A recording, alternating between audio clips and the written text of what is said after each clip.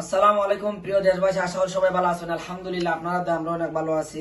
আজকের ইফতারটা আমাদের যে এফবি একতা সমাজ কল্যাণ সংগঠনের সম্মানিত সভাপতি আমাদের আফজল ভাই, আজকে তানোর মানে ব্যক্তিগতভাবে আমাদের সংগঠনের যে সদস্যবৃন্দ আছেন সবাই আজকে তাই মানে অনেকে আইতে পারছেন না, হয়তো সমস্যা আছে দিনের কারণে।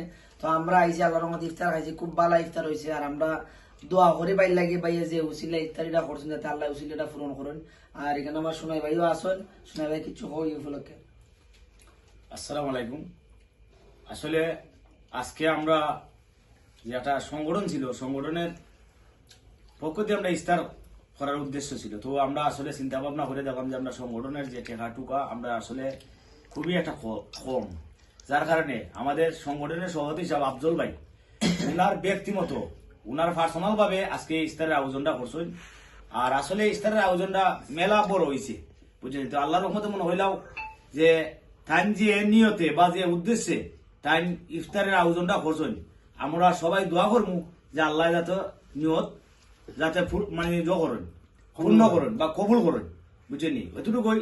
আর সবাই ওই ভিডিওটা শেয়ার দিবা, যেহেতু মনে হইলা আল্লাহ আমার তৌফিক দিতা যাতে ব্যক্তিগত ভাবে ও মনে হইলা বা ইফতার খাবারের জন্য আরো বেশি হয়ে তুমি